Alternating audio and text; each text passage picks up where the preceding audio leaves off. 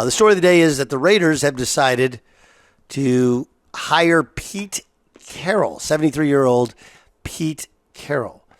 I think this makes a whole hell of a lot of sense from two perspectives. It's like the most Raider move ever is the first thing. I'll tell you why in a second. It is. And secondly, it's the classic, you hired a guy previously with little experience or no experience, so you hire the most experienced guy who's sitting there out on the market, right? And I'm not sure how many people know, but Al Davis was a Syracuse guy, part of the Syracuse Mafia, if you will. But he also had really close ties with USC. He was the offensive line coach at USC for 2 years, and it was always part of kind of who he was his time at USC. It's one of the reasons he hired Lane Kiffin. So I think some of this makes complete sense from the, hey, you hired a guy last time in Antonio Pierce who had no experience. You hire a guy now who's got wealth of experience. He's got the USC connection. He's won a Super Bowl. He's worked with young quarterbacks. It's like check, check, check, check, check. He's 73 years old. Oh, boy. Oh, boy. But then, again, it does come down to, does he have the energy? Sure. Has he done it before? Yes. Is he motivated to do it again? Yes. Who are you going to hire to come with you as your coaches? And then who can you get in the draft? And what are reasonable expectations? But I'll tell you what's interesting. I don't know how many people realize this. Now, Jim Harbaugh is the only coach in that division who hasn't won a Super Bowl. Hasn't won a Super Bowl. And I think we all think, and he's won a national championship, we all think that Jim Harbaugh is going to get close or is a high-level coach. But the point is that some of it is you look around and everybody else is like, man, are we really going to get another unproven guy? No. Are we going to get a guy that's won a Super Bowl? Yes. Has he dealt with young quarterbacks? Yes. You know, has he built around? And Russell Wilson's whole thing was, you know, he was always so conservative with his offensive game planning. But that worked. It worked.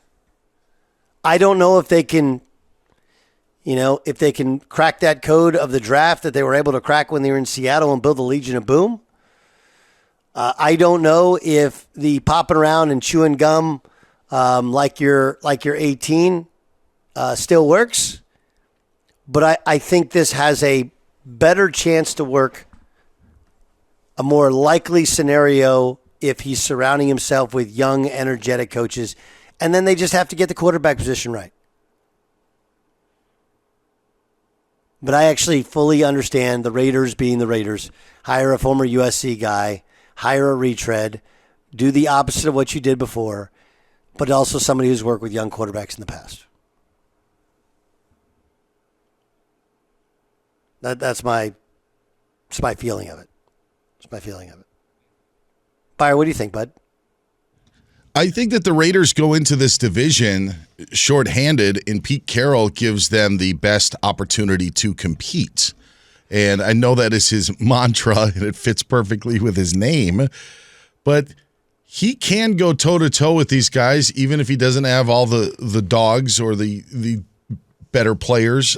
He's shown that he can build that culture, build that team, and they will compete in that division. And I wonder if you went the opposite route to Doug of Antonio Pierce was such a unique situation that I don't even call him a route. Then it's not meant to disrespect him. It's just kind of caught lightning in a bottle during his interim head coaching term, and then let's just give it to him full time.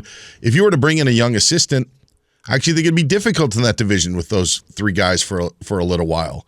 And it actually brings stability. So a lot of what you're saying, I agree with. I know it's going to be easy to pick on and easy to poke holes, and I've got my own jokes as well, but it probably is the best thing for the Raiders at this time to try to develop some sort of culture or something in that building, because it's been anything but. It's been such in flux over these last few years. You haven't had any consistency.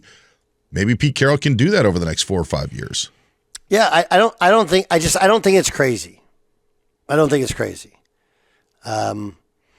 It's going to be really interesting to see what they do in regards to the quarterback position.